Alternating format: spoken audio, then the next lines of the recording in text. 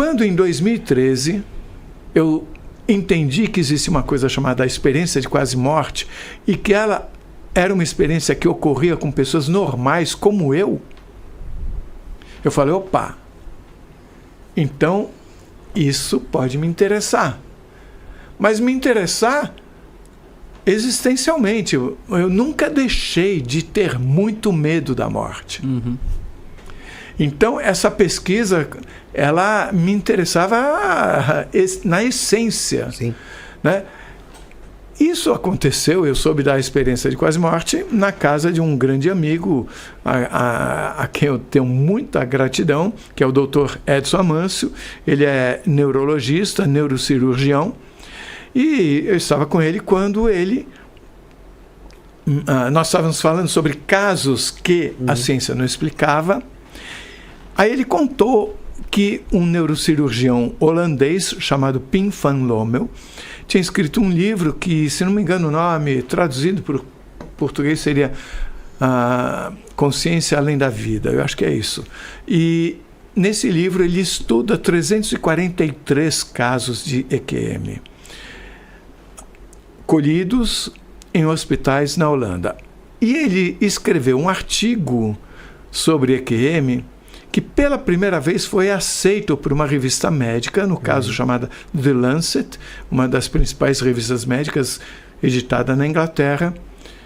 Primeira vez que editam um artigo sobre experiência de quase morte.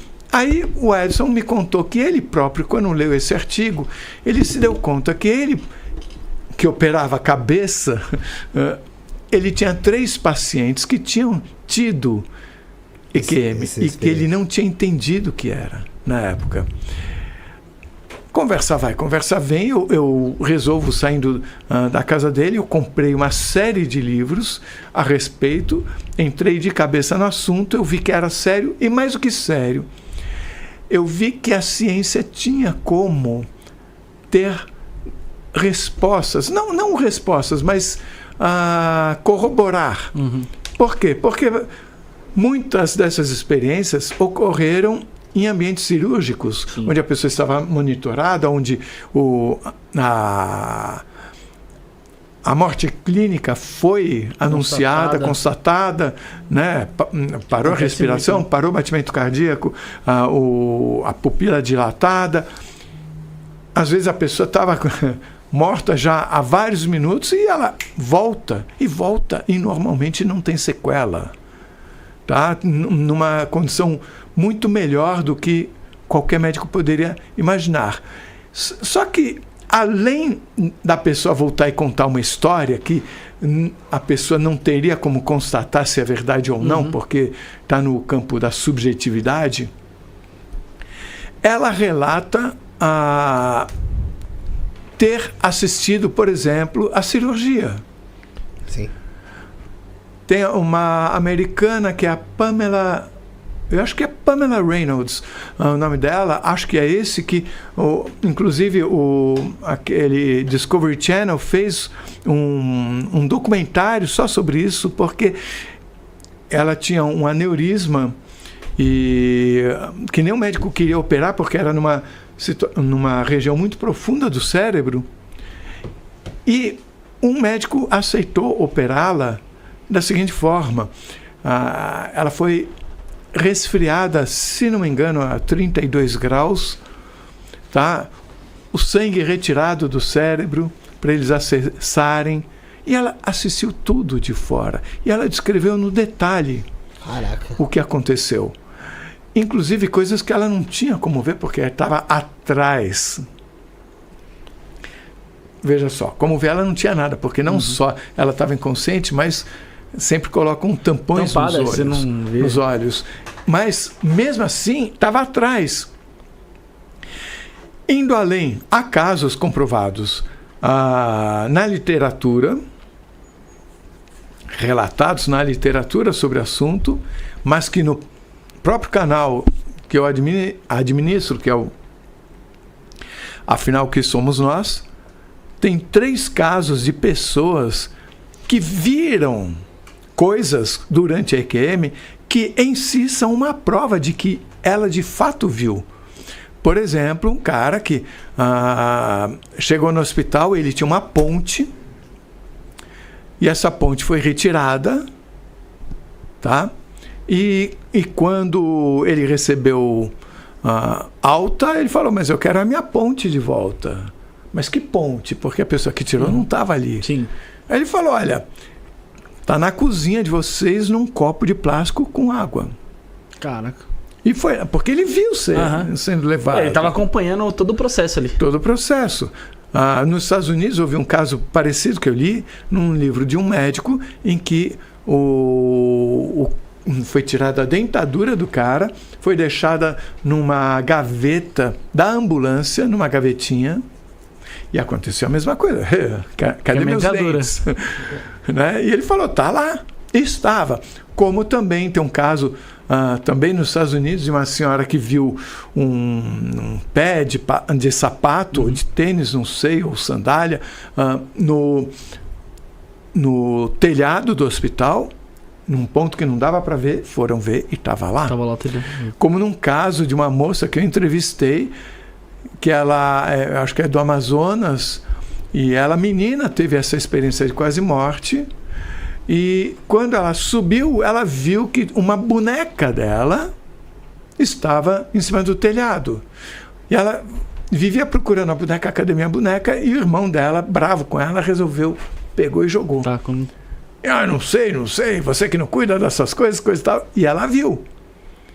E, então, isso é matemática, isso é prova. Então, já está mais do que provado que a consciência independe do seu cérebro, porque quando ele estava de uma forma absolutamente fora de qualquer funcionamento, ainda assim você estava vendo o que estava acontecendo. Carlos, na sua visão, você acha que o assunto EQM ainda, ele é pouco tratado aqui no Brasil? Não só no Brasil, no mundo. O Brasil é um país maravilhoso por tudo, principalmente porque é um país amoroso. Uhum. As pessoas gostam de gostar Sim. das pessoas. E isso eu acho que tem um valor que supera a tecnologia, supera um monte de coisa.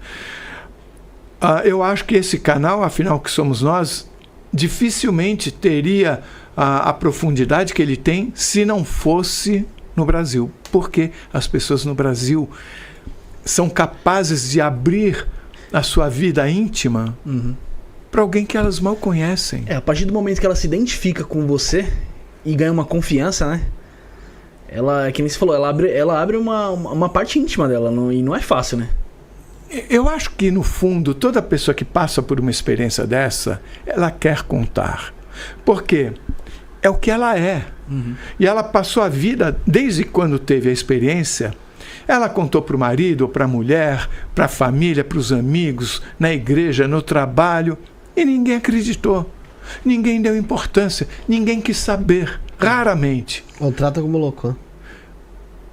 Esse que é o pior. Coisa do diabo, por exemplo, como teve gente que já ouviu. Então, essa pessoa que vai, ao longo da vida, ter que conviver com todas essas pessoas, ela resolve parar de falar no assunto. Né? Então, é pouco falado ainda, mas o Brasil é um país muito especial nesse sentido, pela característica do povo que fala com facilidade sobre si próprio. Sim. Mas nós temos aqui de reconhecer e agradecer o esforço feito pelos estadunidenses, os americanos, que 90% dos livros sobre o assunto são editados em inglês. Né? Então, isso permite uma seriedade no trato do assunto muito grande. Hoje em dia, você já tem o livro do Edson Amâncio sobre EQM aqui no Brasil.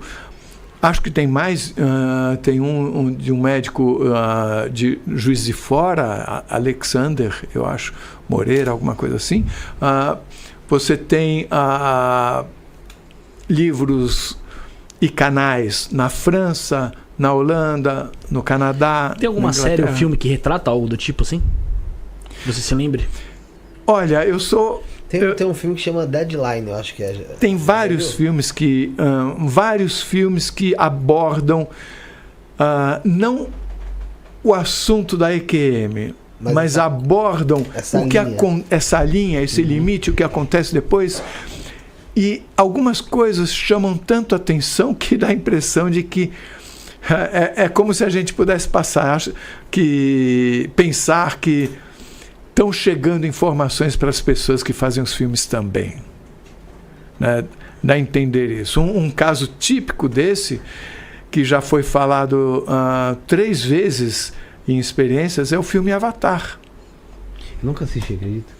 Nem eu. Eu acho que só um, mas nem eu acho que só um. Juro. Oi? Eu acho que eu só assisti um também, mas faz tempo que eu assisti. Pois é, eu não sei porquê, mas Dizem que ele tem uma ligação espiritual mesmo, agora eu não sei qual é. não, tem 2 pessoas que, quando viram o trecho do filme, choraram. Por ver muita semelhança com o lugar onde estiveram. Né? Então, eu acho que uma coisa importante do canal, e não só do canal, mas de qualquer pessoa que queira fazer uma pesquisa sobre o assunto, é entender que nós não estamos atrás de um modelo científico da coisa. Não queremos dizer é assim ou é assado.